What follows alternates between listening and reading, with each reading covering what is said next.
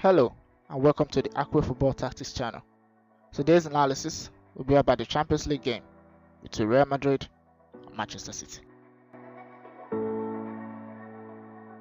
Real Madrid faced off against Manchester City in yet another thrilling game of football, with both sides once again reinstating why they are highly regarded of two of the best teams in Europe. Amidst the closed roof, icy sweat and memories of last season's manhandling by Manchester City, what tactics brought about such drama and beauty at the Santiago Bernabeu? Real's key change to the lineup was the introduction of Tchouaméni into the centre-back role, meaning Camavinga began as the defensive midfielder, with Kroos, Valverde and Bellingham forming a dangerous midfield diamond. City meanwhile had injury problems and were struck with another blow as De Bruyne felt ill and was forced to be replaced by Kovacic. Alright, enough of the fuss. Let's get into the tactics.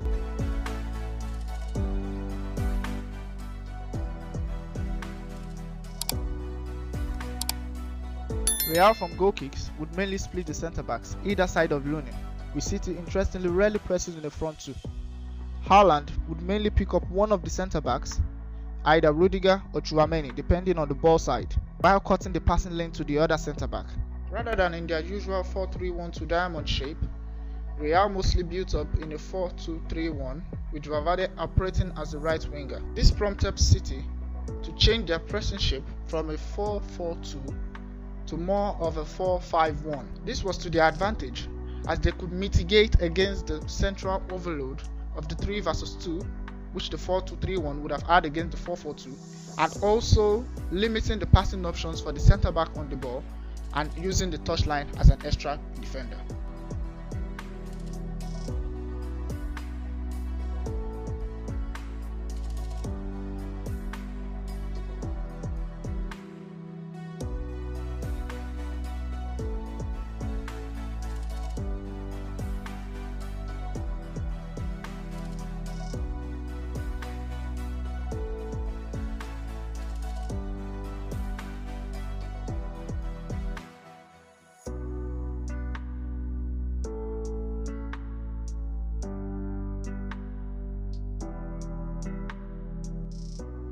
In open play, Manchester City were less aggressive with their pressing, rather sitting off in the aforementioned 4-5-1, letting Madrid out of the first phase relatively unchallenged.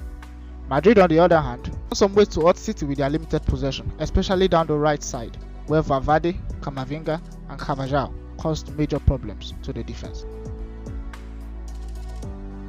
Real offensively operated in the front 5, with Valverde constantly drifting infield as he's not a natural winger, forcing Gravidor narrow and opening up the wider spaces for the diagonal runs of Carvajal behind the defense. Credit must be given to Jack Grealish, who sometimes seemed like a wingback, constantly keeping track of Carvajal in the defensive fifth and forming the back 5.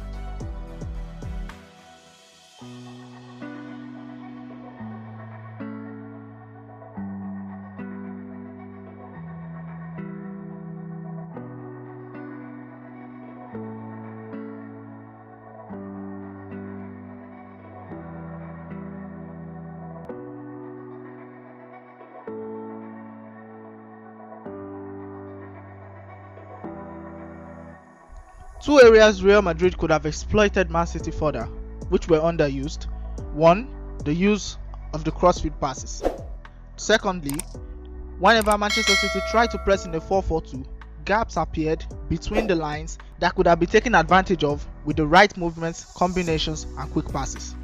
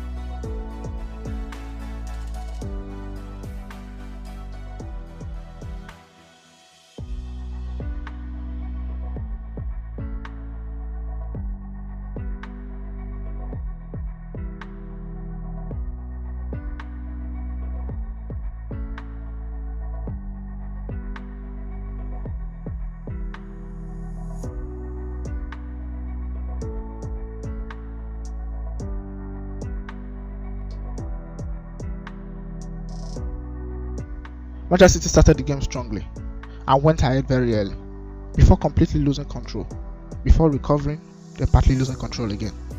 Manchester City's recent injury problems led to a change in their possession structure, but they resulted back to their default shape. City mainly didn't take risks from goal kicks, constantly trying to hit Haaland in behind the defense 1v1 with Rodrygo. But in open play, Real rarely pressed aggressively, ended the game with a passes per defensive action of over 15. City found gaps in and around the compact 4-4-2 wall through the clever positions taken up by Foden, Bernabeu on the right, Kovacic, Bernabeu on the left, with the latter pair ending the game with 92 and 93% successful pass rate.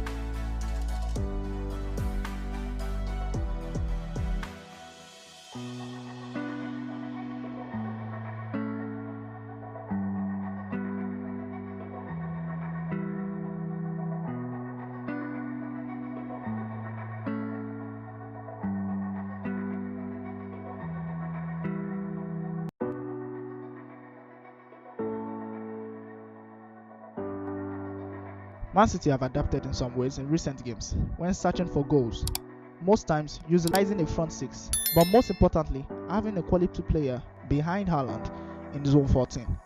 This tactic was once again on show in the equalizer superbly taken by FIFA.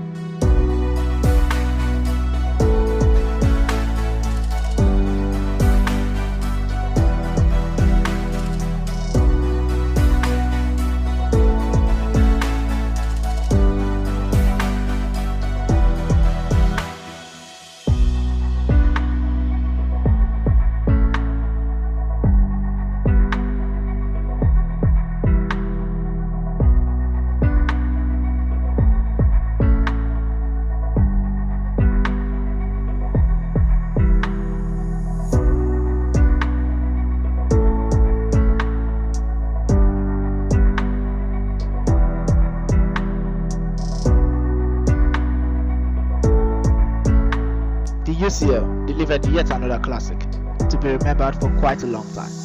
End-to-end stuff throughout the 90, with several talking points, all to play for at the Etihad next Wednesday. Check out the tactical analysis of the Premier League game between Manchester City and Chelsea to know some of the potential weaknesses of Pep's side. Don't forget to like and subscribe as it really helps the channel to keep growing. See you in the next one.